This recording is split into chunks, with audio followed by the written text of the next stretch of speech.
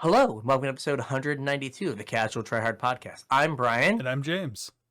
and today we're talking bands, bass, and the changing face of magic, which seems to be something we go back to a lot. Yeah, I think this one's going to be a little ranty, so I'm going to apologize in advance. That's fine. The more that I wrote, the more ranty it got, and then today's video there for Unfinity really drove a couple nails into into your brain or into the coffin. Yeah. Yeah, well, I've been given homework to watch that video and see if I get progressively angrier as it goes. Yeah. So that might be what I'm doing after the podcast is snuggle down to go to bed and watch Morrow talk about space. Yeah. All coked out. Yeah, man, we went to space, man. It was great. I feel alive. It's like, Morrow, calm down. You know what's better than just space? Space carnivals. Space, man. Yeah, space clown circus, robots. It's just like they just took dice. Like all the clowns are robots, but not all the robots are clowns, just to be clear. Oh, thank God. I wouldn't be confused. Yep. You know those like dice that you buy, you get 2 dice and you roll them and it's like your band name? Yeah. We have diagnostic dice at work. What? Oh, you do? Yeah, or if you don't know a problem, you just roll the dice and replace the blank. Change the blank. Yeah, exactly. It came up Space Carnival and Robot Clowns. Yep. And it was like, okay, that's what we have. That's what we're doing. So if you would like to send us your thoughts on Space Carnivals and Robot Clowns, all of our social media links are in the description below. Absolutely. Hit us up. If you're looking to support the show, there's 2 ways you can do it. First off is one that's of no cost to you. Our TCG player affiliate link, tcg.casualtryhardmtg.com. Head on over to TCG player using that app or using that link, and anything you would normally be purchasing if you purchase through TCG player will help support the show. So any singles from Dominaria United, if you're looking to pick up the Warhammer Commander decks or Unfinity cards, I guess, if that's your thing, buy them at TCG player. Help support the show at the same time. If you want to support us a little bit more directly, you can do so at patreon.com/CasualTryHardMTG. Patrons got to listen to more of me ranting this week on our pre-show, so sorry about the double duty, guys. Patrons also get access to the show notes, so they get a sneak peek of what we're going to be talking about on the show, and you get put on my mailing list for when I have givebacks to send out. So if you're interested in any of that, or if you just really like us and you want us to keep doing this, send us some money. Patreon.com/CasualTryHardMTG. We'd appreciate it. Did we get Taylor in there? I zoned out for a second. We did not. We do have a new patron that we need to shout out. Thank you to Taylor McDonald. Signed up to be our latest patron, so we appreciate it. Thanks very much. Yeah. We definitely appreciate it. Yep. So we had, I guess on Thursday or Friday, there was a tweet from Gavin that was like, hey, there's going to be a Pauper focused band announcement on Monday. I think it was Friday it came out. Yeah. And so my first thought was like, okay, maybe they're dealing with the like affinity issue. Yep. But instead, they just banned like the new deck in the format, which was Turbo Initiative. The brand new deck, because these cards were just put onto Moto, right? Yeah, like really recently. Like it was I've been watching the Epic Storm, which is Bryant Cook playing combo decks, and he on Wednesday was like, I wanted to play this deck before it gets banned.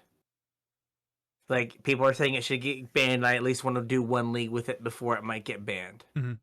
And so he played it. But so they got rid of the initiative cards. They got rid of some of them. Some of them. They got rid of... It seemed like the hard line was if you were 4 mana, you were banned. Yeah, and also if you were in the wrong colors, you were banned. Black and red, I think. So basically, the The deck was you ritual into one of these initiative cards that were 4 or usually 4 mana. Mm-hmm. And then you get the initiative, and you get to, and you basically build like an advantage just by getting the card down. Yeah. And we were talking about on the pre-show that like part of me is like, hey, it's probably fine that if you play a 4 mana 5/3 in a format that Lightning Bolt is legal, like that's probably okay. But like you like ritual it out, but then it pays you back because the first chamber of the dungeon Undercity is tutor a land from your into your hand. So it's lay of the land. You just get a lay of the land for free. God, these cards are awful. I had not looked at how awful they were. So the 5/3 is 5 mana. So it's 4 and a black. Has menace. Gets initiative. The red one is 3 and a red for an 0/4 defender. Yeah, it's a wall. Get the initiative. And I guess it has something. Target creature gains menace and haste. Okay. And then this other one is a 1/5 for 4. Whenever it becomes blocked, that whoever creature is blocking it loses 5 life. Right? Its controller loses 5 life. And then the blue one is a 1/4 with flying for 3 and a blue. We just got a 2 and a blue 2/3 in Dominaria United. So like the initiative does all the work on these cards because the rest of their text box and power toughness is garbage. Right. So basically the deck was get the initiative, and I guess the initiative triggers every upkeep if you have the initiative, right? When you get it and then on upkeep, right? Yeah, I don't 100% know how initiative works. I didn't play any of Baldur's Gate. The only time I ever played with initiative was when we were playing PDH with Brad on stream there. And I had no idea what was going on. It was just like, dude did a bunch of stuff and then I was dead. Yeah. It's like, okay, cool. I'm dead now. Well, actually, I think we lost to that Vicious Battle Rager. Was one of the ones that we lost to. Yeah. Because one of them's like put 5+1/+1 counters on something. So it just makes the thing huge. So the second level is the Forge. Put 2+1/+1 counters on target creatures. Oh, okay. Creature.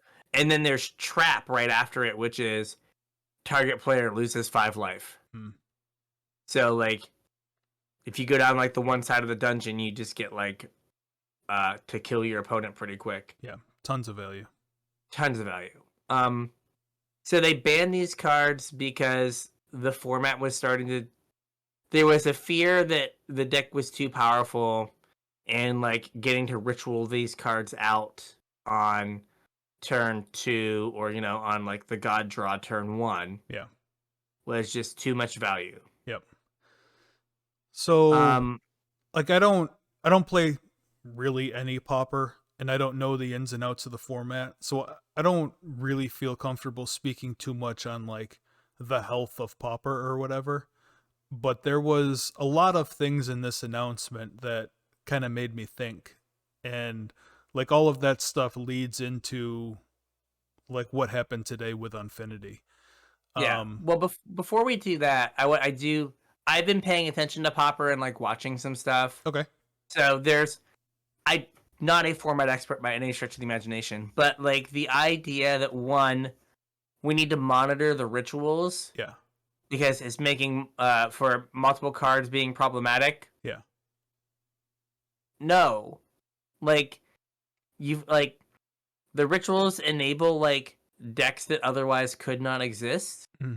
That like aren't that bad. Even like when it's played quote unquote fair, it's not a problem. Right. And part of the announcement was that like everyone's complaining about affinity, but its win rate is barely over 50% in non-mirror matches or whatever. So I went to MTG Metagame. It's one of the sites. It's the one that if you ever seen the Matrix where they have just like the decks and then the matchups. Mm-hmm. I looked at the last month basically, so from the beginning of this month till today, mm-hmm. to look at win rates, and on MTG Metagame, Affinity has a win rate of 57%. So well, that's well over more than 50%. Slightly over 50%. Yeah. Now there's also Mono Red Burn that is 64%, which is probably all the fact that they put Monastery of Swiftspear into the format, and like Hot Dogs is one of the best decks now, and then some other, and that had 103 matches. Then there's some like lower matches, like Is It Fairies had 56 matches and was at 55%, and whatever Gates Control was 68%, but it only had 87 matches, so small sample size. But they also Turbo Initiative made it onto the list, and it had a 54% win rate. Now, it won both challenges this weekend, so I don't know if this is just like a knee-jerk, oh my god, it won both challenges. Yeah. But from what I had heard and seen other places, I'm pretty sure that Affinity had the highest win rate of the weekend. Yeah. Like, Affinity won, but it's one of those things like when you... Back in my day when we'd watch an event, right? Like, you know, there'd be a deck that like won the event, and then you'd look at like the top 32. Yeah. And there'd be 14 of like the exact same 75. Yeah. And it'd be like, huh, I know that one deck won, but the deck that did best this weekend is the one who put 14 decks in the top 32. Right. Right? And it's like, I know that Turbo Initiative won, but, you know, Affinity had the highest win rate for the weekend. Yeah. I am, like, if you are worried about rituals being a problem, making other cards, like, unfair or broken, mm-hmm. Can we remove the 10 indestructible artifact lands from the format, please? Yeah. Like, I've pitched the idea on Twitter to like Brad, like, hey, if we really like the idea that this like lets us have like these red-green mid-range decks that ramp with Cleansing Wildfire, mm-hmm. just make indestructible lands that aren't artifacts. Yeah. Right? Like, ta-da, I fixed it. Yeah. Right? Done. And then you don't, and then ban the artifact lands, and you get to keep the deck that everyone likes, mm-hmm. and get rid of, or at least bring to a power level it was a year ago. Before it got indestructible artifact lands. Before it got indestructible artifact lands. Like, It lost a Tog, and it's still the best deck in the format. Yeah. So, or one of the best decks. Maybe the problem is the artifact lands. And I think that the artifact lands also go into what you were going to talk about. Just like the fact that we're printing cards without any like thought on their impacts in formats other than like the limited environment that they're going into. Right. Yep. Right. It's like, oh man, Monastery Swiftspear at common would really prop up this like red-blue spells archetype in, what was that, Double Masters? Yeah, I think so. Yeah. Right, it'll really prop that archetype up. That'll be really good. And it's just like, oh, you put an uncommon that is pushing rare power level, mm-hmm. like Soulscar Mage is a rare. Right. And I think Swiftspear, like in a lot of circumstances, is just better than Soulscar. Yeah. If you had to cut 4 1-drops, I think you cut Soulscar before you cut Swiftspear in your mono red deck. I agree. And we're just gonna, without thinking like, oh, this almost a rare, we're gonna stick into the all commons format. No one brought that up at a meeting. Yeah, not a problem like, at all. Yeah, there's no wrong answers in a brainstorm, but after the brainstorm, someone's supposed to go like, okay, now that we thought about it, this is an awful idea. Right. So like just the like lack of thought of like how things interact beyond like the like specific format they're being designed for. Yeah. Or put into, like let it be limited or commander or whatever. It's just like, oh, it looks good in this as a limited card or a commander card. Who cares about anything else? Yeah, and like that's kind of the aspect that I want to look at this through. Like I said, I don't know enough about the format to know if rituals are a good or a bad thing. Part of me would say that, rituals is one of like the last bastions for you to play rituals in a meaningful way, right? They've been banned out of modern. They're, some of them are, whatever. It's one of the last places you can play the rituals. But also, I understand, the flip side of that, where, if you're having to ban cards constantly because they're just being turboed out with rituals, then is the problem, the cards, or is the problem the rituals? And I get both sides. I don't have enough experience with the format to say yay or nay. I don't either, but like there is just the idea of Dark Ritual was fine in Pauper for like years. Right. And now you're fire designing ridiculous 4-drops. Yeah. And it's like, whose fault? Hypnotic Spectre now coming at common. Yeah, like whose fault is it that Dark Ritual is now quote unquote too good? Yeah. Is it Dark Ritual's fault? It didn't get any better. It's just the things that you can put into play off of it have gotten significantly better. Yeah. It's kind of like the when Walking Ballista died for Heliod Sins. Right? And it's like Walking Ballista was just chilling. I mean, it was hurt anyone, card, but yeah, it wasn't. Yeah, it certainly was not ban worthy. And then it's like, oh no, we printed this other card, so we have to ban Walking Ballista.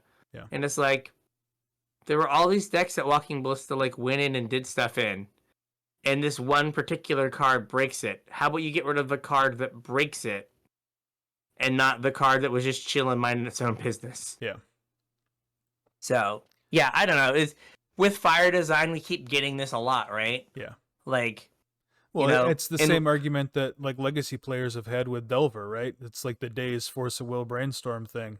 Like there has been conversations saying that, pillars of the format should be banned because every time a new set comes out, there's a card or two that push that deck way over the edge. So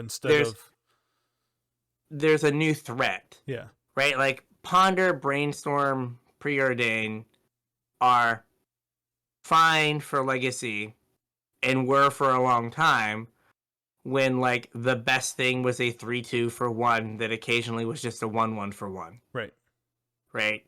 But now that you have, you had a 2/1 for 1 that like gave you mana and drew you cards, and then a 1/1 that like helped you get through your deck and became a 3/3 flyer. It's like you just have to keep banning the threats out of Delver. So it's like, well, why don't we like ban the cards that enable Delver? And it's like, they were fine. Right. It's that we've just like, because Delver didn't really get like a new threat before like this recent rash of threats since like Delver and like Deathrite Shaman. Yeah. Right. Yeah, I mean, like, it was Grixis Delver with Gurmag, right? With Gurmag Angler. But like that made you do way more work than like it's like just a 5/5 vanilla, which but like you had to put cards in your graveyard and like well, now you have the Tolarian Serpent, whatever, that's 5/5 ward 2 for 1 mana investment. Take cards out of your graveyard, like Writhing Necromass is the same way. Not that it would go in Delver, but the same kind of thing. It's like, oh, Gurmag Angler, you could only cast one of you put like 2 or maybe 3 in your deck because you're like, I'm only gonna be able to cast 1 or 2 of these. Yep. You just slam Tolarian Serpents. But like Dragon Rage Chandler, it's like, oh, it like fuels itself and gives you selection. Like you're gonna see like your entire deck every game. Yeah, that's fine. That's not a problem. But Brainstorm, the card that's been around for like 28 years or whatever. That's the issue. But yeah, there's a lot of just like we keep printing these crazy threats, and then we have to ban them because we did not think about what it would do. Yeah. I actually saw a funny meme today, kind of little side note, but it was the Peter Parker with the glasses meme, and the top picture's all fuzzy, and it's like a fuzzed out picture of a Talarian serpent, and then he puts the glasses on, and the bottom picture is Murktide. Ed Regent. Yeah. Yeah. Thought that was pretty Hey, cute.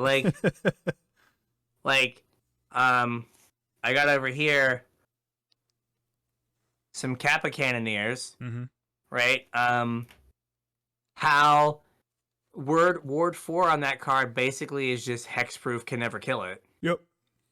Right? Like, if you get a Talarian Serpent down on, like, turn 3, which isn't out of the realm of possibility, right? Like, if you go, like, Dragon Rage Chandler, like, cast 2 spells, mill 2 spells kind of deal, like, you're close on turn 3, right? They have to eat their entire turn to kill your thing. Right. And Lord help them if they missed a land drop, then they're just like, I can't ever kill this. Yeah. So. Or if you had a daze, you let them pay the ward and then daze it. Oh, yeah. Just like, you're done now. Yeah. Just pick them all up. Yeah. It was a fun time. And then you waste them on the turn after. Yeah, and it's just like, yeah. It was a fun time for all of us, but I guess I have to go. Yeah. So yeah, it's just not. It's an issue of power creep, I think, in a lot of cases. No, I agree. And like, it's kind of like, oh gosh, what was it called? Birthing Pod, right? Yeah, the reason they banned it is they said that was keeping them from like printing different creatures. It was limiting design space. Yeah, and well, perhaps we needed those guide rails. Yeah. we needed that seatbelt on us, the governor on creature design. Yeah. But yeah, so like as cards get more powerful, like the older cards that still get played, it's like, well, that must be the problem. And it's like, no, it was good for 10 years. Right. Like it's like you can point to the card that made it not good anymore. It's right here. Yeah. But yeah, like there's probably gonna be more. You know, like Lorelei knows like what's gonna happen in whatever the next set is, Phyrexian Madness or whatever the next set is called. Yeah, March of the Machines, like, or whatever. March of the Machines. Yeah. There's gonna be some like busted like 4-drop common black card, and it's gonna be like, oh man, Dark Ritual is really a problem. It's like, no, you printed a 5/5 Trample Menace at common. That's the problem. Yeah, Obligators at common now. Yeah. Welcome to Fire Design. Yeah. All right. So sorry about cutting you off. Go ahead. That's what all right. Were you saying? I was just gonna say, like, because I can't speak a whole lot on the actual bannings. Gavin released a video like to go alongside the banning announcement, and I watched the video, and there was some interesting things that like I pulled or gleamed from the video that I thought were worth talking about, and we talked a little bit about in the pre-show about how like our view of the game has changed since we started doing this show. And one of the things that I pay more attention to now than I used to is like design. I feel like, you know, me being so critical of current Magic design, like it behooves me to pay attention to how they're designing cards. And one of the things he said made me kind of rethink how they're designing cards. Gavin said that one of the things that makes Pauper a unique format is because Pauper doesn't have access to the same engines that other formats do. And like that was the verbiage. He said Pauper doesn't have access to the engines. So, you know, me being me and, you know, us talking about what we talk about a lot, got thinking, you know, is this like what the problem is with Magic lately? Is, you know, we've been seeing these engines and talking about how to build around the engines, and, you know, that's kind of supplanted like mid-range decks is like you have to build an engine in now. But is the problem actually that they're designing engines and not cards? Like, are they coming up with an engine that works and then saying, okay, this is the loop that we want to do. Let's split this up into 3 cards. Or this is the loop that we want, or this is the thing we want to incentivize. Yeah. Let's make a card that incentivizes that. Right. Like Risen Reef, Mhm. right? Like, oh, like we want a card that pays you off and then pays you for every elemental, so you play a bunch of elementals. Yeah. Or Edgewalling Keeper, Mhm. right? And I think a lot of them have been uncommon Yeah. because they're trying to support draft archetypes. Yep. Right? We want our draft to be this interesting, fun thing where you like can get this card and like build a deck around it, Mhm. and then they forget that standard exists and you can just buy 4 of them. Right. And then that just becomes a thing. And so, yeah, I could definitely see that. Like, they say, like, I think there's a lot of, like, how do we make X draft archetype good? Mhm. Or they, like, test the limited environment a couple times and they're like, oh, man, like, blue-green just didn't get there. Yeah. What if we made it that Risen Reef triggered when any elemental came into play? Yeah. Oh, that would make it way better. So it's not just a coiling oracle, it's a coiling oracle for everything. Yeah, everything coiling oracles when you have it out. Oh, yeah, that's way better. Yeah, that would really fix it and make elementals more competitive and limited. Yep. And so I think there is some of that where it is focused on limited. Well, I mean, I don't think it's just focused on limited either, though, because there's engines at other rarities. At rare, yeah. Like Omnath, like we're talking about elementals, but Omnath is an engine. Like it's an engine that gets you value every turn, and I don't know. And it might be the, as we kind of get into this a little bit later, right? Is like how much of this is we're designing engines to be commander competitive. Yeah, that's a whole nother part. So we have to like make the engine has to be good, and we again pre-show talk. We were talking about how like it used to be that like commanders were 6, 7, 8 mana, like big things, right? And now those are considered expensive commanders that are harder to play. Yeah, it's because you can only play them once or twice instead of 3 or 4 times. Mm-hmm. So, well, we want Omnath to be played as a commander, so we're gonna make it 4 mana instead of 5. Yep. Or 4 mana instead of 6. Yep. And so we're gonna like knock down the mana cost and have this engine and make it cheaper and make it more competitive in the commander space. Yeah. But 1v1 Magic isn't set up to handle the value that you have to get in 3v1 commander or 3v1 Magic. So that is actually the next thing we're going to talk about. According to Gavin in his video, being at lower rarity, things like Monarch and the Initiative give Pauper access to an engine that wouldn't like ordinarily be at common power level. Mm-hmm. And both of those mechanics are multiplayer mechanics. Monarch was designed for Conspiracy Draft, which was a multiplayer format, and Initiative obviously was for Baldur's Gate, which was for Commander, which is a multiplayer format. So you're getting kind of overlap, things creeping down out of these multiplayer formats that are being playable in single player formats. Even, Legacy was it Palace Jailer? They still play Palace Jailer sometimes. Yeah, because it gave you Monarch. Like, that card's not good if it doesn't give you Monarch. It's 4 mana in a deck full of 2-drops. Like, that's not, where you want to be, but the card draw every turn when you're restricting your opponent's resources turns out that, that's a one-sided Highly Mine's pretty good. Yeah. And this goes back to my point about like designing for limited formats and not thinking about the fact that you have constructed formats. Yep. Chad did not come into the design room and go like, bro, I need Initiative at common, bro. Yeah. That was not something that happened. Right? So, like, if you think Monarch, which, like, has been a big part of Pauper, what is it not Thorn of the Black Rose? Whatever the Black Rose that, might be Thorn of the Black Rose. I think it is Thorn of the Black Rose. Right, that black card that gave you the Monarch, or,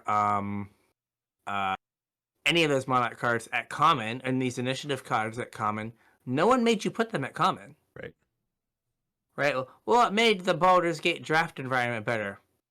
Cool. But you have to stop and think that, like, you have an entire format that you made one of your designers the face of. Yeah. Right? Or he made himself the face of. Mm-hmm. And you're just like, yeah, we're just gonna YOLO. We'll see how it works out. Right. And let the peasants have cards. Yeah, but like you have, like, so you have Monarch, you have Initiative. They can't do another mechanic like this at common.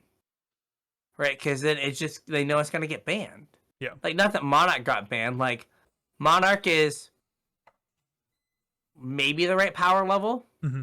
But, like, there are entire decks like Boros Bully kind of built around getting the Monarch. Right. Right? And Initiative is too much value. Yep. Right? So, like, you know, they're going to try to thread that needle between Monarch and Initiative. Mm-hmm. And it won't be hard to miss too high. Like, they should just kind of avoid these mechanics at common. Yep. But again, like, that implies that they actually care about constructed magic. Yeah. Which, so who knows if they do anymore. Anything besides EDH, at least. Mm-hmm.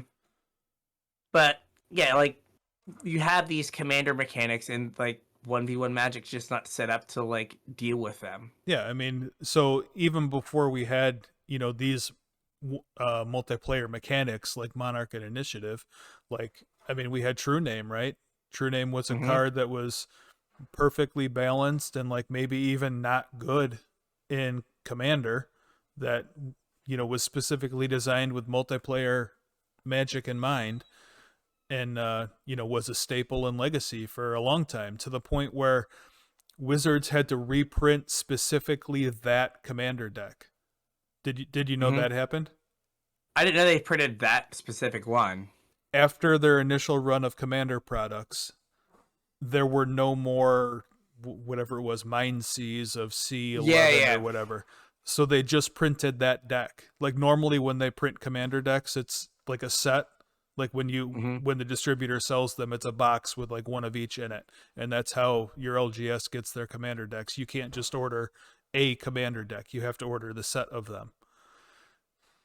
With this Commander release, they reprinted just Mind Seas because there weren't, all the Legacy players were buying them and stripping the True Names out, and there weren't any for the EDH players. Yeah. It, like, you see this more and more, like, that there are more, like, pre-con cards that are fighting their way into, like, older formats. Yeah. Right? Like, Kappa Cannoneer we talked about. In that same deck, what is it called? The thing that turns something into a vehicle. It's basically like a Swords to Plowshares. Yeah. That also is a combo piece because everything goes infinite with Devoted Druid. Right. But, like, you have I own some of those precons. The only reason I do is because the blue-white one had 3 or 4 Legacy playable cards. Yep. 2 that see legitimate play. The vehicle that, like, makes a pilot and draws you a card. Yep. And then Kappa Cannoneer. Yep. And then the white, whatever it is, Buckle Up or whatever it's called, is like fringe playable. But there's 3 cards that are Legacy playable. Yep. We had so, like, Anji's Ravager is like the backbone of the Madness deck. Yeah, and another Commander card. Yep. And like you would go to the store, and I specifically went to, like, the local Targets, and, like, there was, like, one of the blue-white decks, and as many of the other ones as you wanted. Yep. Please take them. But, like, they're like, oh, oops, we have 3 Legacy playable cards in one deck. Right. Oopsie. So, yeah, it just seems like they're like, we don't care about anything else, or we know we're printing cards that are Legacy or Commander power level, because we need to get those players buying these products they otherwise would not buy.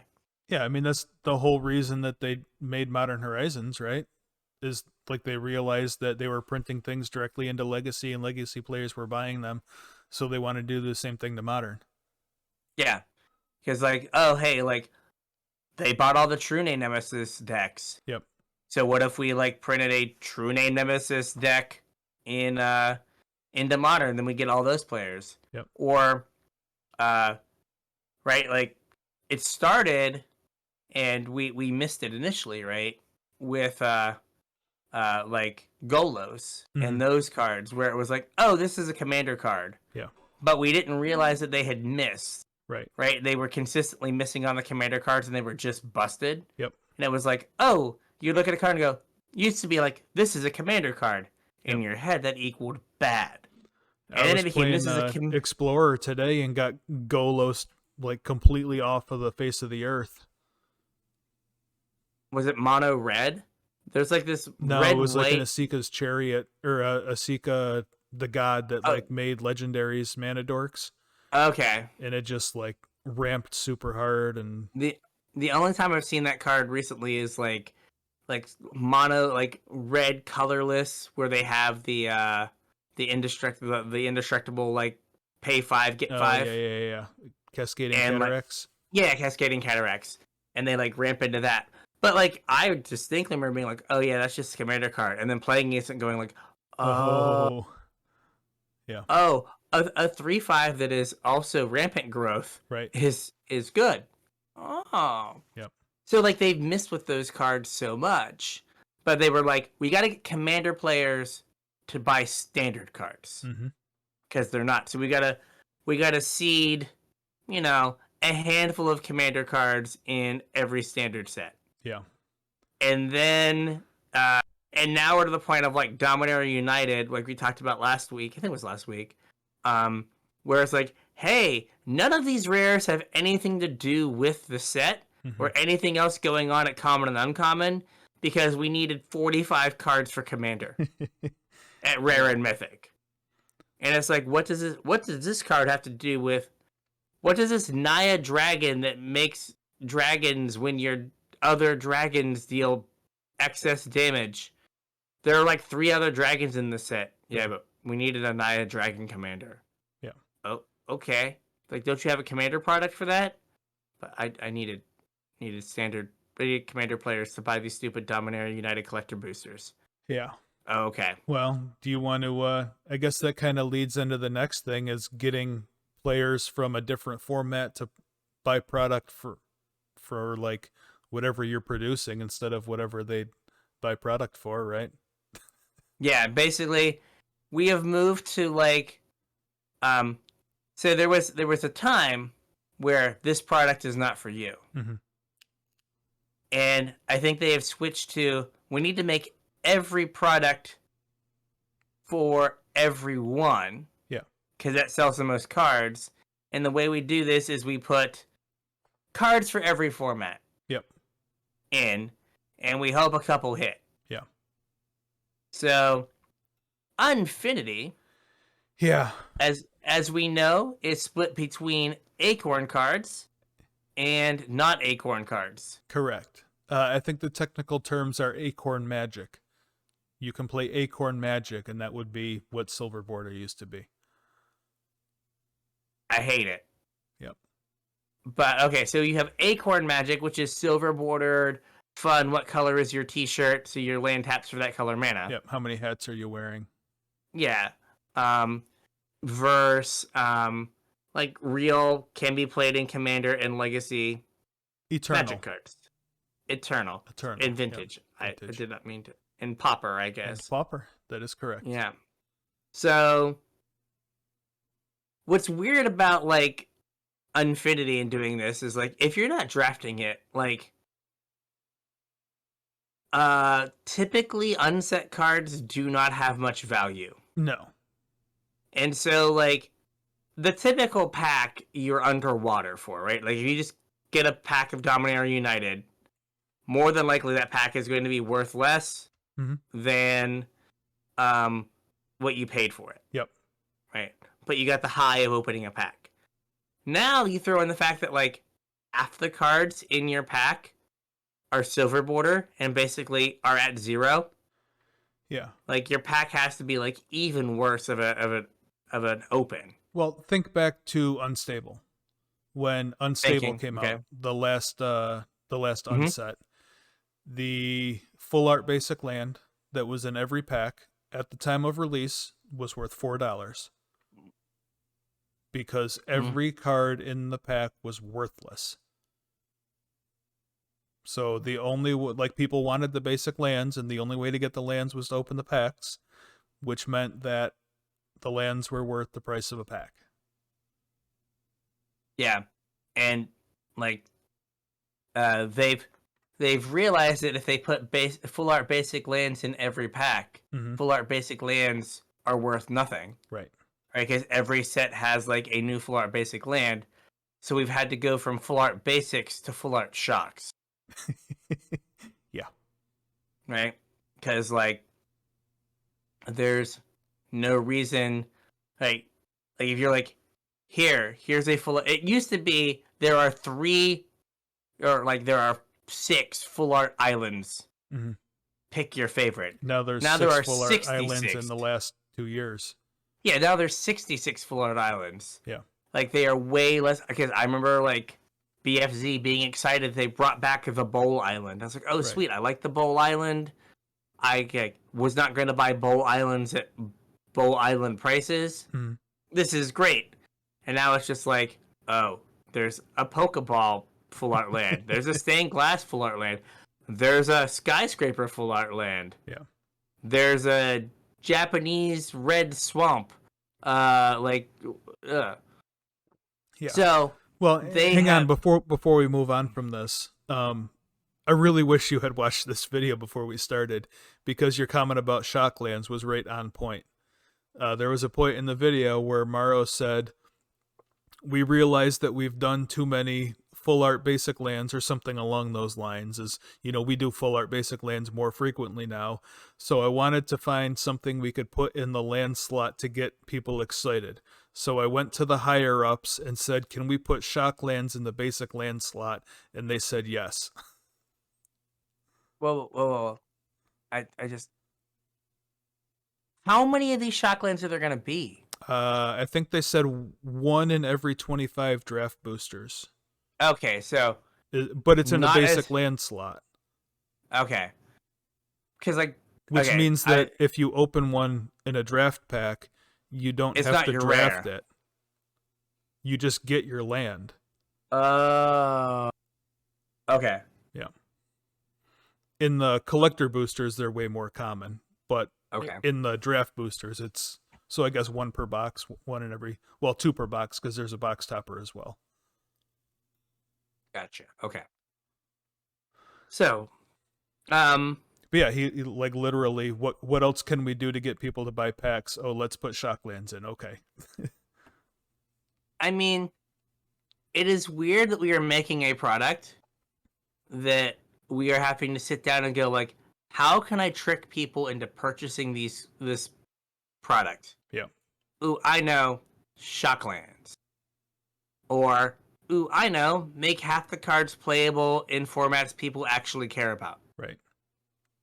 So, with that, half the cards are playable, roughly, I think. Is it like half? I think it's more than half. Oh, God. Yeah. Okay.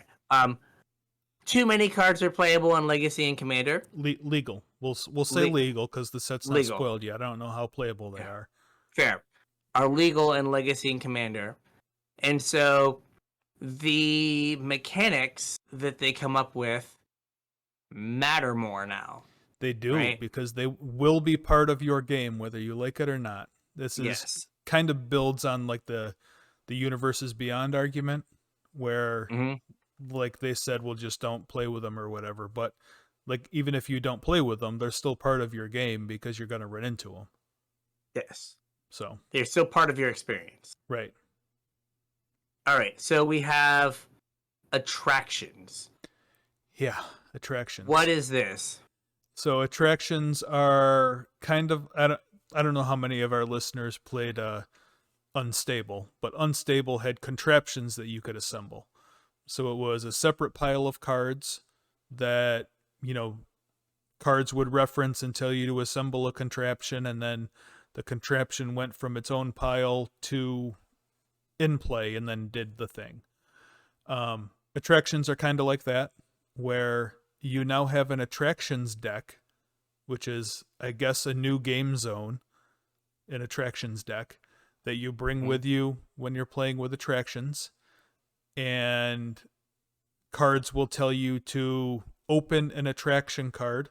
And when you do, you'll take one off the top of your attractions deck and put it into play.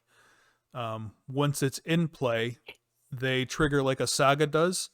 So at the beginning of your first main phase, you will trigger your, I guess, all of your attractions, and you roll a d6. And then whatever number you roll on your d6, as long as you have a highlighted number on your attractions that's that number, you'll do the thing. So the attractions all have like a little scale on the side with numbers 1 through 6. 6 is always highlighted on every attraction, and then otherwise they're kind of like randomized as to what's highlighted. So if you roll your dice and you roll a 4, but the 4 is not highlighted, your attraction's not going to trigger. But if your 4 is highlighted, your attraction will trigger, and you'll do whatever the attraction says every turn until the attraction leaves play. And they're artifacts? They're artifacts. A very easy card type to get rid of. Well, I mean, it's not super hard to get rid of them, but it's not a creature either. You can't lightning bolt it. Yeah. At least they're not enchantments. That'd be really hard to get rid of. Yeah. So, as we have found, is when they take things that used to cost mana and remove the mana cost from them and give them to you for free, they end up being pretty powerful. Yeah. So, like, compare Scavenging Ooze to Graveyard Trespasser. Right. Right? Like, paying a mana for the Scavenging Ooze effect, fine. Paying 0 mana for the Scavenging Ooze effect, great. Yeah. Right? And getting that effect over and over again for free, very good. So, much like some of the other cards we've had, like Adventures, right? It was like, oh, if this is like if the front side is mildly playable and the back side is like costed like a regular card would be costed, then these are all super playable. See, Bone Crusher Giant and Brazen Borrower, right? Right. The spell half was fine. The creature half was the cost of that creature without the spell on it. Right. Playable. So if there are cards that have you open an attraction that are fine. Just a card. Yeah. Yeah, just like a regular Magic card. And then you can like accrue enough value off of the attractions. Then like those cards get played. So how did you say how many? Is there a number of attractions that you have to have in your attractions deck? Yeah, I think they said there's 45 different attractions in the set. Okay. There's going to be 2 per booster, I think, and you draft them like normal. When you're playing limited, you have to have 3 of them. I think it was 3. When you're playing constructed, you have to have 10 unique ones. So your attraction deck is singleton. They all have to be different. Have to have different names. This is different another names, thing. Okay. Because there's different versions of each attraction where the numbers are highlighted differently. So like we have on here, was it Haunted House? Haunted House, yep. Yeah, and so your Haunted House, if I can find it again, there we go. It has 2 numbers highlighted. Yep. Right. So this one, the one that's on Mythic Spoiler has the 3 and the 6. Right. So you could get one that has the 3 and the 6, but you can get one that has the 1 and the 6. Correct. Or the 2 and the 6. Yep. So I would assume that you wouldn't get a haunted house that has 3 numbers highlighted and one that only has 2 numbers highlighted. Yeah, I'm assuming that they're like the number of the ones that are highlighted stays the same, and it's just the actual numbers that change. Okay. But So they don't count as different attractions for the purpose of your deck.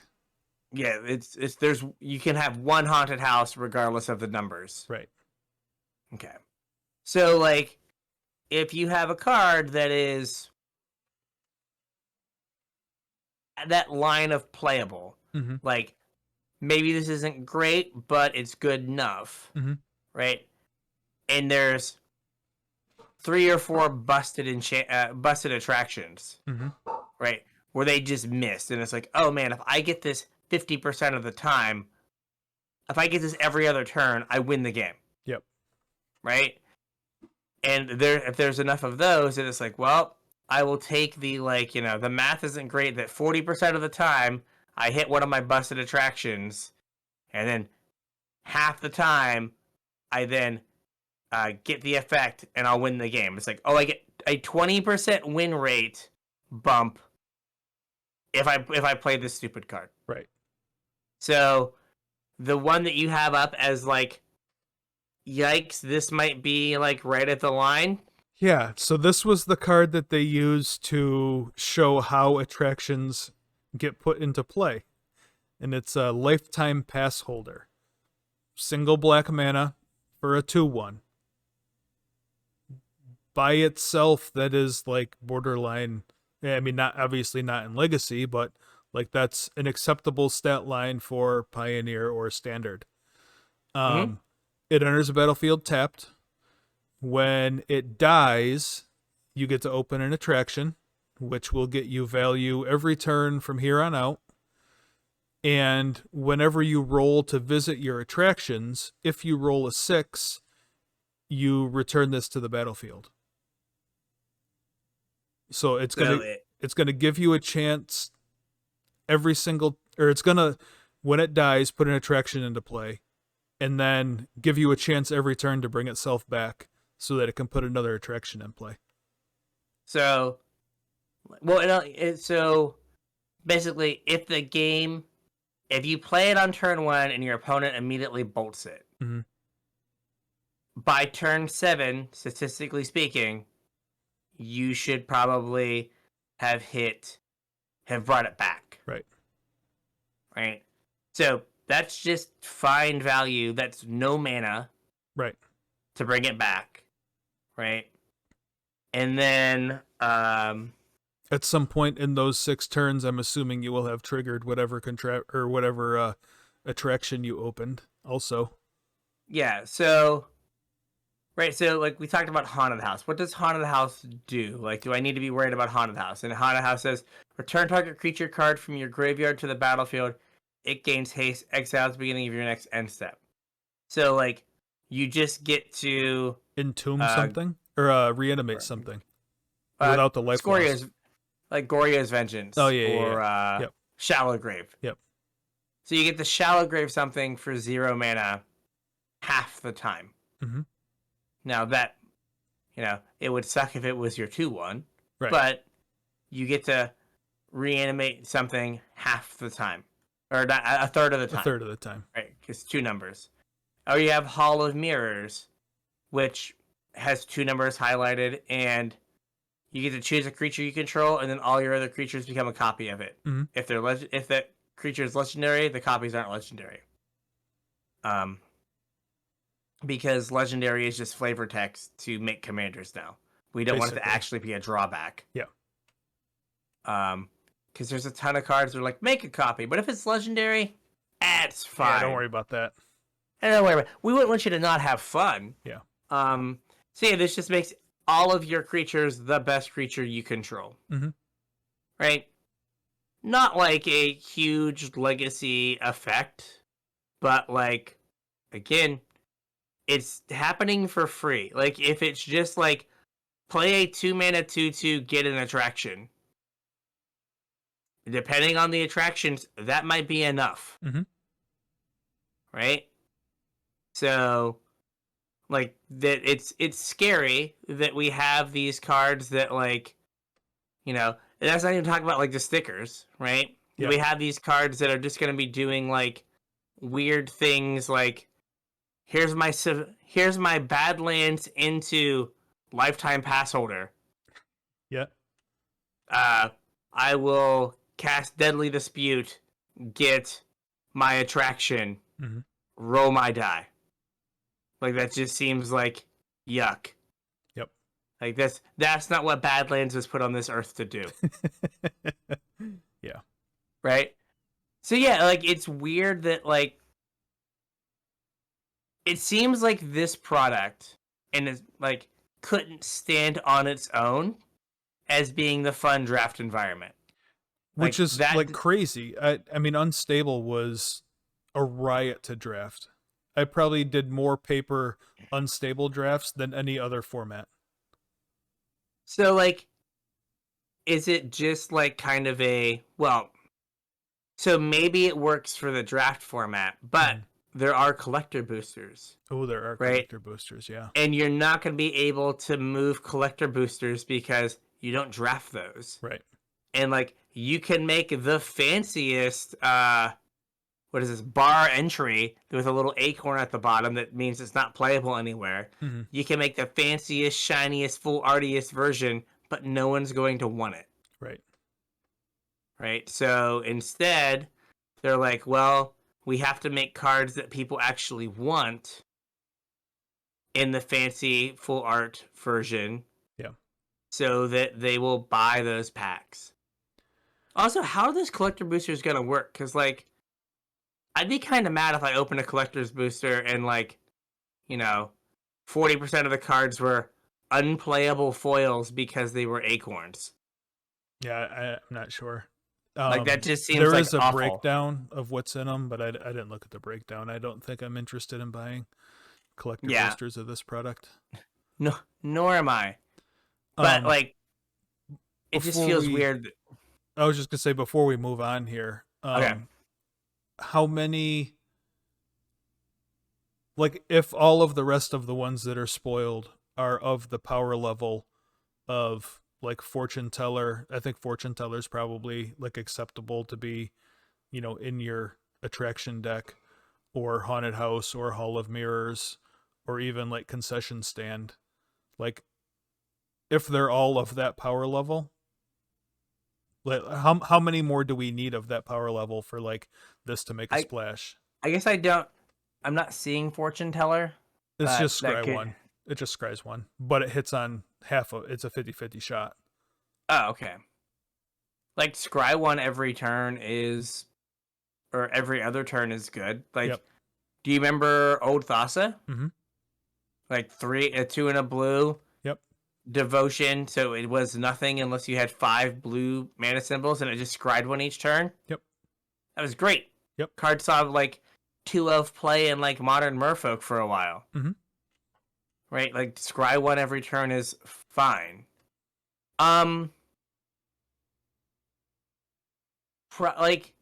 Make a game object from Concession Stand, I think, is fine. Mm-hmm. Right, we've seen how good make a game object is. Yeah. So I think that probably, like, if they're all of this power level, like, I think they're going to see play, right? Yeah, and like how bad do these have to be for it to, like, not be worrying, I guess, is the better question. Gain a life. Yeah, gain a life. Like, scry one's a small effect. So, like, if the scry one only hit, like, a third of the time. Yeah.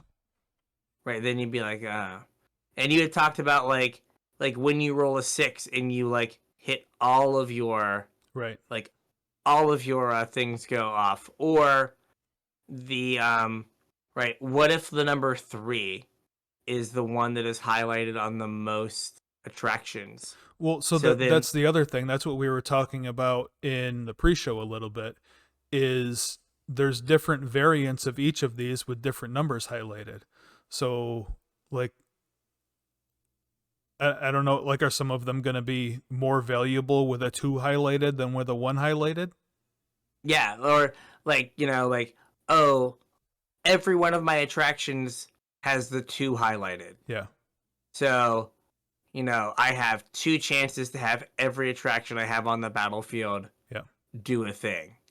And like, I think if you have like 2 or 3 of these that you like get to hit Mm-hmm. all in a turn, that's just probably like too much.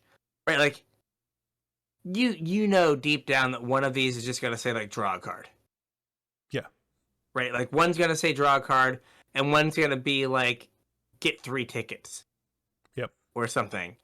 And they're going to have missed up tickets like energy and not realize that 3 tickets is a card. Yeah. And it's going to be like, "Oh man, like I get 3 tickets. Or I get 1.5 tickets every turn because this triggers off of 3 numbers." Yeah. Like, "Oh no." Or, Dart Throw is an Acorn Magic exclusive, but it triggers off of 4 numbers. It hits 2/3 of the time. Yeah. So, right, if there's something that is like, make 3 tickets and it hits 2/3 of the time, like, I hope that 2 tickets isn't a card. Right. Right? Because then you just like lose tons of games to weird ticket stuff. Yeah.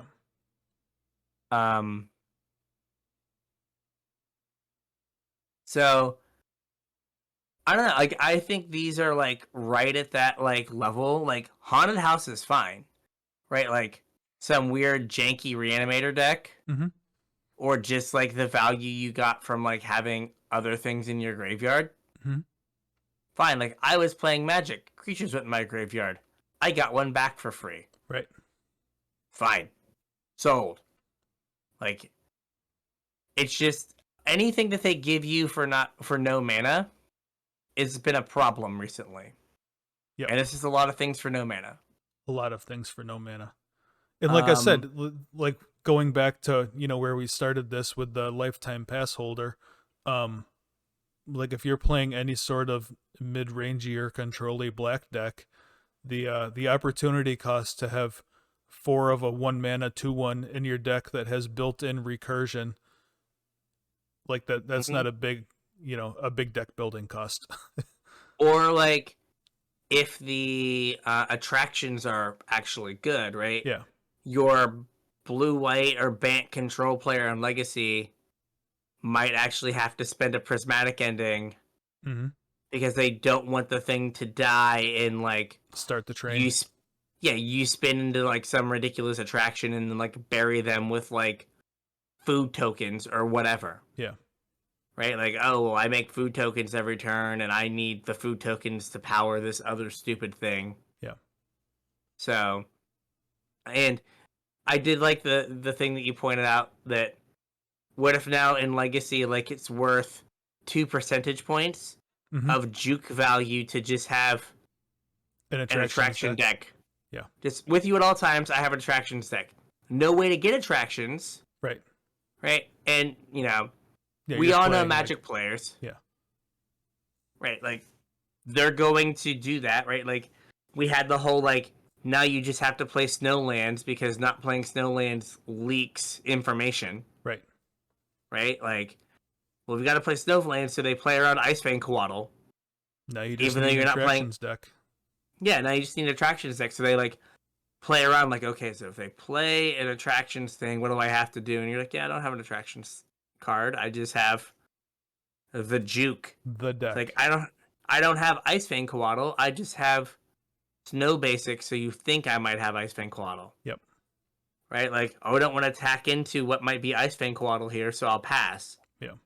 And it's like, haha, I didn't have Icefang Coatl. I just saved myself 2 life. Right? So there's one more problem with attractions that I foresee. Okay. How on earth is Magic Online going to handle an attractions deck? By melting your computer into slag. Like, I don't think it will. Like, there have been a number of cards that just have never made it to Magic Online. like a lot of commander deck cards don't make it. What ends up happening is they figure out what cards are like playable in like whatever formats, and then 6 months later they put them on. Well, I think we just spent 20 minutes or however long making a case that it is completely feasible that I think lifetime pass holder and some of the attractions will be legacy playable. Mm-hmm. And the problem is, like, traditionally when they've had to put these commander cards onto Magic Online, they do so through treasure chests, right? Like that's how they get them into the economy. Well, you can't really do that here because you need 45 attractions plus whatever enablers. It's not like you're putting a card on Magic Online. You can put lifetime pass holder on Magic Online, but then you have to put all 45 of the attractions. The attractions. Yeah. So like this has been a problem with Legacy on and off, which is there's like on the online metagame, right, and then there's the physical card metagame. Like there's the actual metagame where you have access to all of the cards. Yeah. And then there's the Magic Online metagame where you have access to the cards that someone on high thought were going to be good. Right. And like there's often like a disconnect where like they don't line up. Well, so this isn't just like a legacy thing though. Like if you look at Mythic Spoiler here, there are attractions that are common. Dart Throw is a common attraction. Fortune Teller is a common attraction. So Dart Throw is Acorn it's Magic. Acorn, but there are common attractions though. I mean, if there's 10 common attractions, you're in the same, like pauper players are in the same boat as legacy players are, where it's strategically incorrect to not bring an attraction deck with you. Yeah. And I don't know how we, like, I just feel like they don't care. Yeah. Right? Like, I think that's what it kind of boils down to.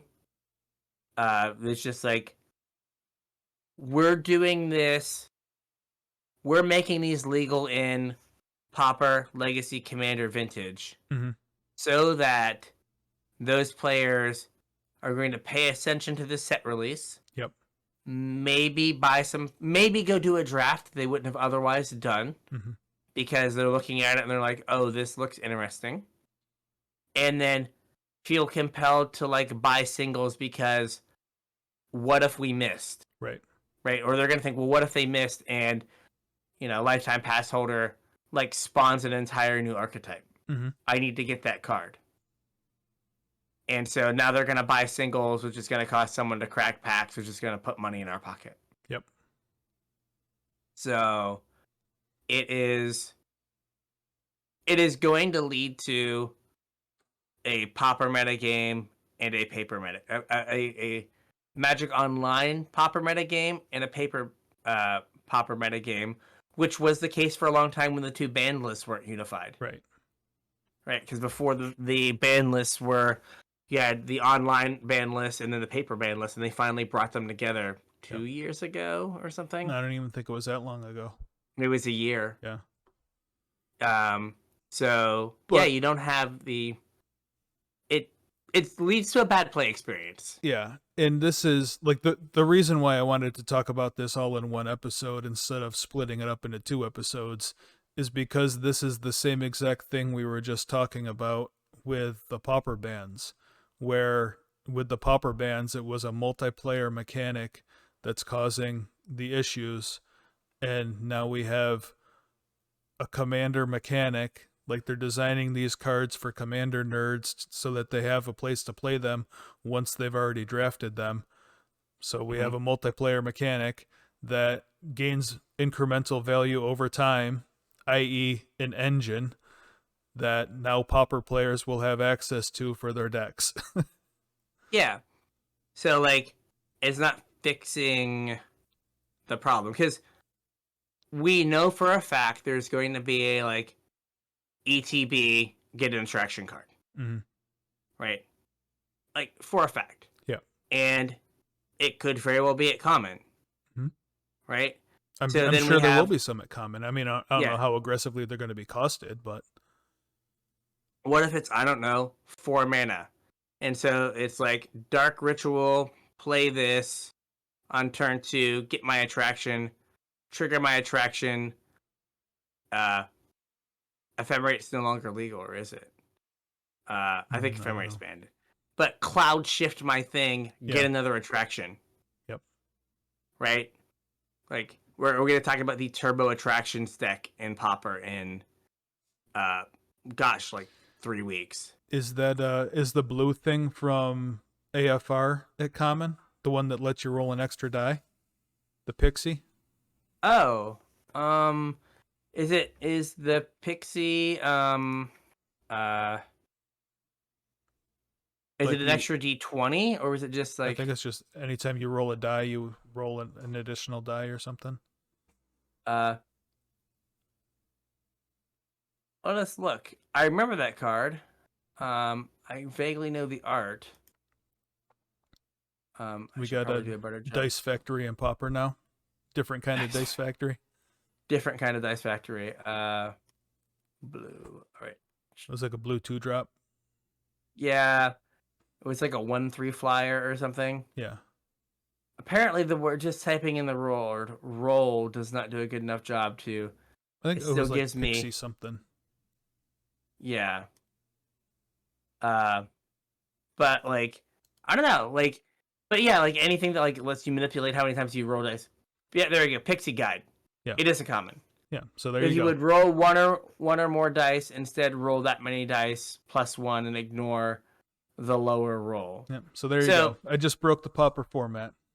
You're welcome. Well, so the lower roll is interesting, right? Because this would it would incentivize you to get attractions with higher that values. had 4 and 5 highlighted. Yeah. Right? As opposed to having 1, 2, or 3. But like if you had like, 4 and 6 on all of them and 5 and 6, right? Then like Pixie Guide, makes your odds way better. Mm-hmm. So, yeah. Yeah, no, that'd be interesting. But yeah, we are just getting these like weird engines. Like, and I think we've talked about this before. Like, we don't need like a new mechanic for every set. Right. Right. Like, the game is pretty good as the game. Mm-hmm. Right. Like, removal spells, creatures attacking and blocking. Yep. Was like a fine game. And the vast majority of the time, the mechanics are for like limited. Mm-hmm. Right? Like, and like pump spells, removal spell, attack and block was fine for limited for years. Yep. And like now it's like, well, no, we've got to come up with some new revolutionary mechanic, and that's gonna be what we're gonna do. And it's like, but we had a fine game. Mm-hmm. And just like, for example, like I have no idea what Wizards of the Blank do, but like it's an entire paragraph of text and the font is smaller than normal Magic font. Yes. And it's a common. It's a common. Like, it just does, whatever it is doing a million things. I don't know if they're good, but it's like, dear God.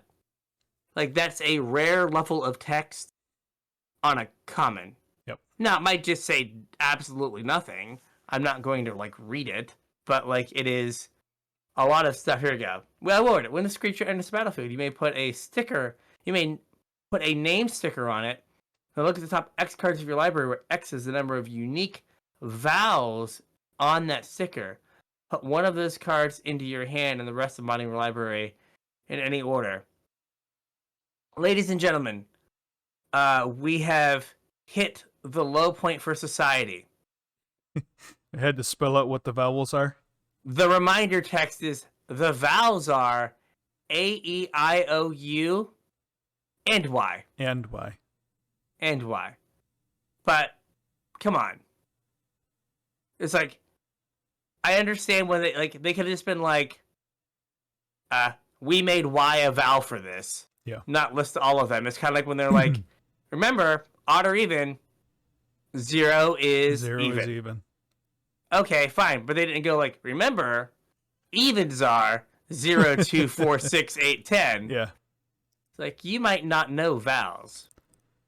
There's also You may have... one other thing interesting about these cards. I'm trying to find one right now, and I don't see one.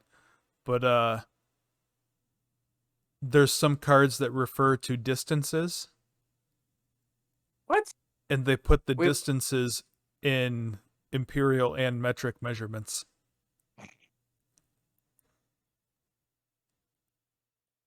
Are we playing Warhammer 40k now? Do I need to like... Well, there was... they read one off on stream. It was like, throw this card from a distance of 3 feet, parentheses, approximately 1 meter. Nice. Yeah. But like, yeah, I don't get it.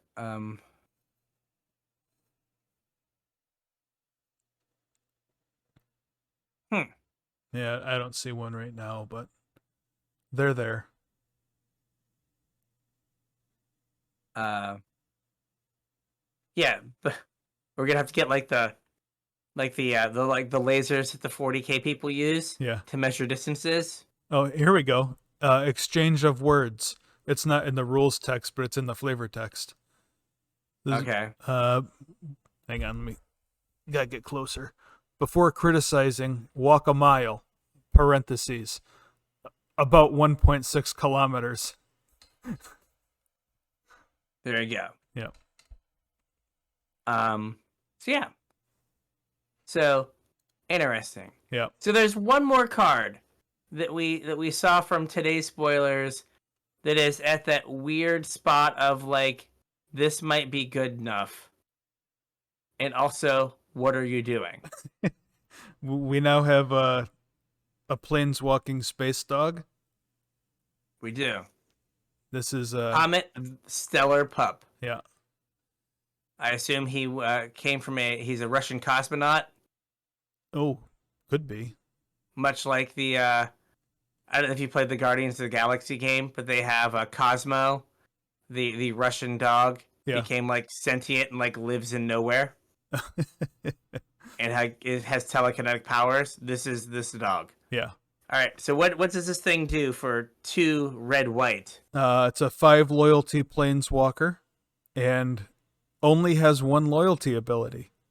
It's a 0 loyalty ability, and you roll a 6-sided die. On a 1 or a 2, you add 2 loyalty, and then make 2 1/1 green squirrel tokens that gain haste till end of turn. On a 3, you -1 loyalty, then return a card with mana value 2 or less from your graveyard to your hand. On a 4 or a 5, it deals damage equal to the number of loyalty counters on him to a creature or player. Then I think that's a -3. And on a 6, you add a loyalty, and you can activate its loyalty ability 2 more times this turn. When I first looked at this, I was like, what are these weird symbols? Are these tickets? And you're like, oh no, that's loyalty. I was like, oh. Yeah. Oh. Boo. Yeah. Yeah, like it's close. I think the thing that holds it back is like, if you're gonna pay mana for something, you want to know what it does. And the fact that you don't know what it does, I mean, yes makes it hard. and no, though. Like, if you're playing, I mean, I know it's a different format, but like modern red-white prison, I don't really care which mode it is, as long as it's Fair. some sort of value every turn. So if you, in Legacy are set up behind, a Chalice and a Blood Moon or whatever, and you're just trying to accrue your value until you grind your opponent into dust, then doesn't matter if you make 2 1/1s or you rebuy a fetch land or you dome something for 5.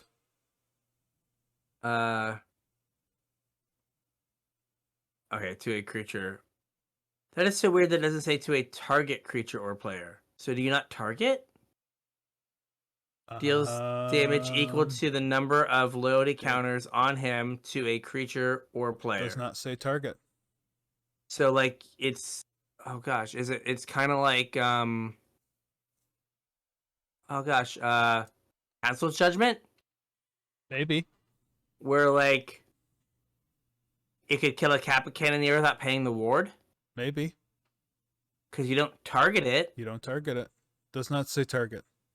That is so weird. Are we gonna just find out that like they're D0 errata? Yeah, they were like, oops, I guess it was supposed to say target. Yeah. I mean,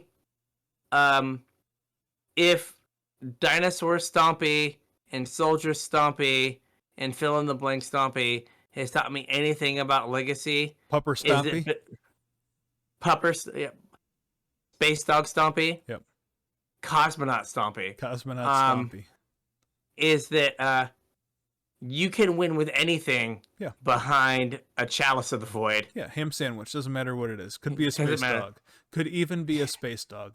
Hey, you can play this on turn 3 with a Soul Land. You sure can. Ooh, and make plateaus great again. Mm-hmm. Or great ever. But there we go. Make plateaus great. Yeah, like, again, like, it's at that line where you look at it and you go, like, it's not crazy.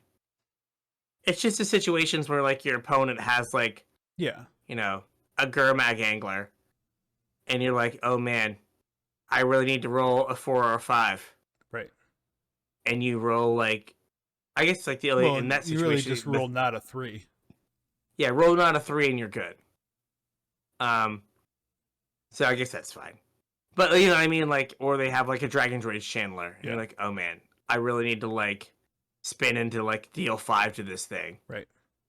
And instead you, like, make 2 1/1s. And you're like, well, it's been fun. Yeah. But no, it's, like, this almost feels like a card they could have, like, made in, like, well, I guess they did make it in regular Magic. Why it doesn't have an acorn on it. Yeah. Yeah, like, as I said, it is regular Magic now. Yeah. Which is weird, right? Like, I have to get out of the mindset of this, like, not being a real Magic card, because it is a real Magic card. Yep. And I think that's the hard thing, right? Is for years we knew what a real Magic card was. Mm-hmm. We knew what one looked like. We knew, like, the general templating. And now, like, real Magic cards have the kids from Stranger Things on them. And Chun-Li and Guile. Rick Grimes. Not even Rick and Morty. Just Rick Grimes. Yeah. I would probably buy the Rick and Morty Secret Lair. Probably makes me a bad person, but I would. What would Pickle Rick do? Yeah. I think it would have, like, Defender. Yeah. Because it wouldn't be able to attack, clearly. It'd be like an 0-1. Be Wall of But Blossoms. it would, like, draw you two... It would draw you 2 cards. 2 cards, yeah. Because Rick is very smart. It would draw you a card when it entered the battlefield and when it died. Yeah, there we go. Yeah. Tap. Say wubba lubba dub dub. But, like, yeah, no, it's like we've lost what, like, a real Magic card is. And I have kind of pushed back against that, like, personally. So, like, my cube, I went through and, like, initially I had ordered the fancy versions of some cards for the cube. And then I was putting it together and I was like, nope. No. I want regular Magic card borders. The only fancy thing I will do is I will do the retro frames of cards that aren't in to make old them border. More like regular Magic cards. I will make them more old, right? So, like, I have, like, basically an Elementals deck that I play in Explorer that I also could, like, I have all the cards or most of the cards for to play it in Pioneer. Mm-hmm. And I regret that when Omnath came out, I bought the fancy Omnaths. Mm-hmm. And I'm like, because I bought them because I was like, this will be the more desirable one.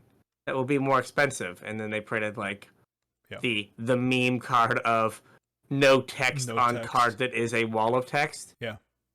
And I'm just like, I wish I just had the regular boring version of this card. And this sucks now. But yeah, like I've pushed back and been like, no, I want Magic cards that look like Magic cards. Yeah. And like when I buy the fancy version, it's like I am buying this because maybe other people will desire this more, and I will sell it to them or trade it to them. Yeah. But like I don't want to play with this version of the card, which is weird. But yeah, Magic is a changing, and if they miss with any of these, like this is what Pauper and Legacy become about. Yep. For some amount of time, right? We missed with Adventures. We missed with Energy, but not hard enough to go into old formats. Right. Thankfully. But I think if Kaladesh was released this fall, there'd be a modern Energy deck. Probably. Because they would have missed with it because they didn't understand Energy when they first did it. Yep. And they would have been fire designing cards. And like, Rogue Refiner would have like made 3 Energy and been a 3/3 and drawn you a card. And had Vigilance. Right? Yeah. And Bristling Hydra would have just had Hexproof. Yeah. And then you could have and it would have had it would have had Trample. It'd have the same stats but have Trample. Yeah. It'd only been 3 mana. Or like when you cast this, get 3 Energy, so you couldn't kill it in response to the trigger. Right. Right? Like, it would have had some tweak that you're just like, oh my god, this is so oppressive. Yeah. You could cast it from your graveyard.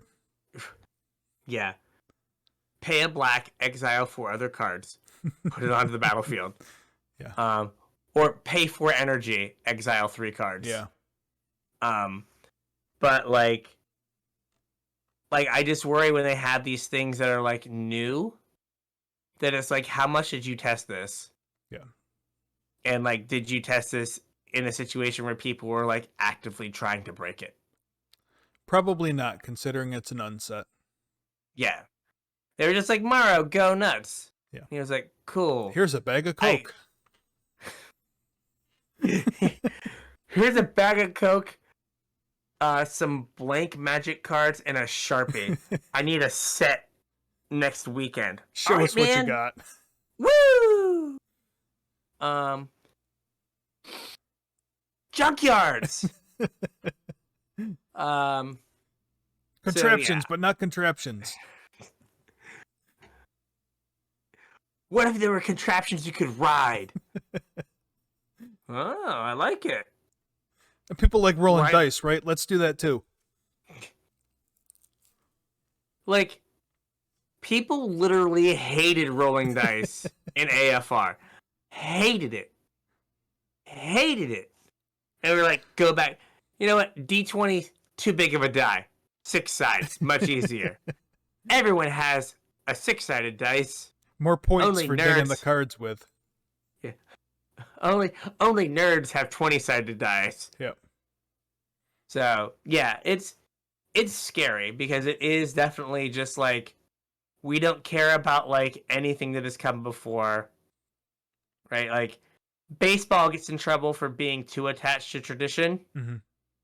Right? But, there's still like, you could maybe squint and compare eras because the game's basically the same. Yeah. Magic's just been like, we care about nothing that has come before. Beans. We need beans. That's all we care about. Bro, for me to get my new Lambo, we need to be up 10% this quarter, bro. Yeah. Chad also has got a little bit of Bernie Sanders in him in the impression, which is just funny. He's the exact opposite of Bernie Sanders, but he's got a little bit of Bernie Sanders in it. Bro, let me talk to you about the I'm asking you again, bro. Bro, I'm asking you again. Let's talk about the 0.1% of the 1%. I need that many beans. I need the 0.1% of the 1% beans. I've lost the impression of Chad now. It is all Bernie Sanders. It's all Bernie Sanders. It's all Bernie Sanders. I've ruined it. Yeah. But he's just got mittens on. Just legs crossed. Yeah. Bro, Morrow, bro, can you get me a bagel?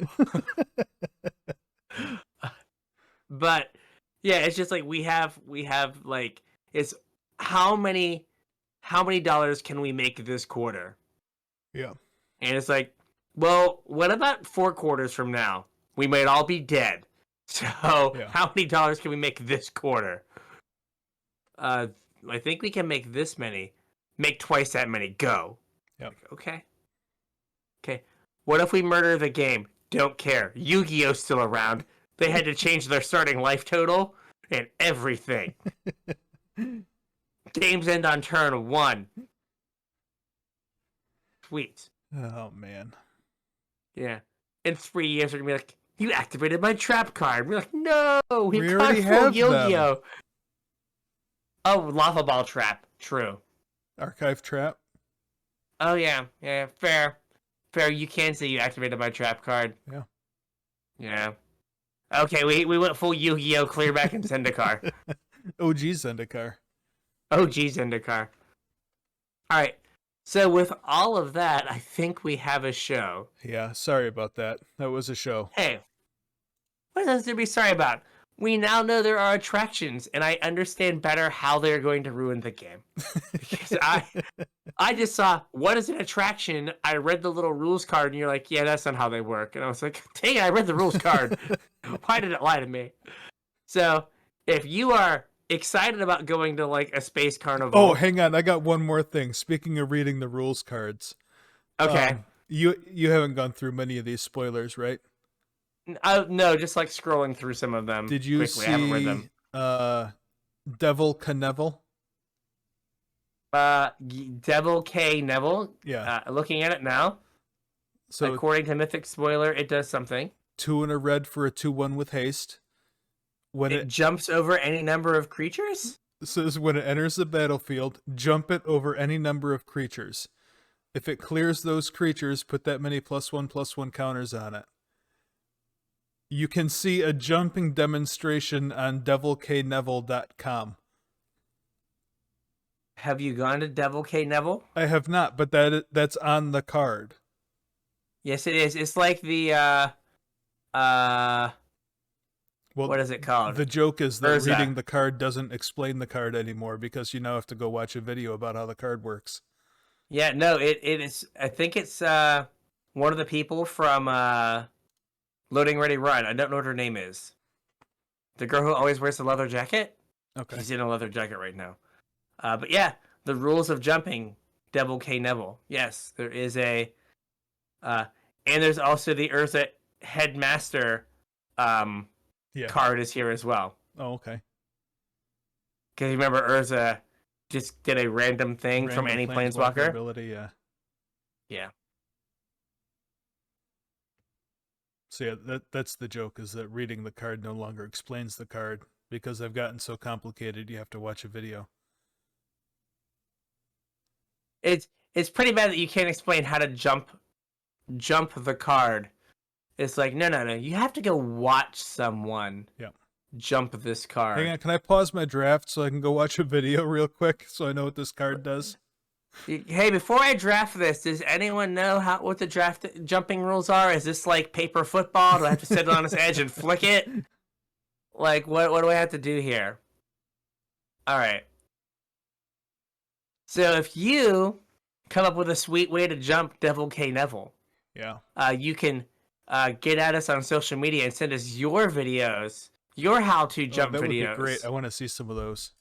Yeah, exactly. So I guess you can practice with, like, you can proxy it onto other cards and practice. Yeah. Before you get the real guy in your hands. Right? So check out our social media stuff, Twitter, Discord, Facebook, all that stuff is in the description for you. Yeah. If you want to support the show, 2 ways you can do it. First is our TCG player affiliate link, tcg.casualtryhardmtg.com. You're going to purchase Magic product anyway. If you purchase it from TCG Player, you're probably going to get a decent deal because all the sellers compete for your business, low prices and all that. But you also get to support us if you use our TCG Player affiliate link. We'll get a percentage of whatever you spend after following that link. We would appreciate that. If you want to support us more directly, patreon.com/CasualTryHardMTG. If you like what we do, you can chip a couple bucks in. You get access to our pre-show, you get access to our show notes, and you get put on my mailing list when I have givebacks. So, be cool like Taylor McDonald. That's right. Thanks, Taylor. Become a patron. Excellent. All right. So with that, we'll catch you on the internet. We'll catch you on the internet.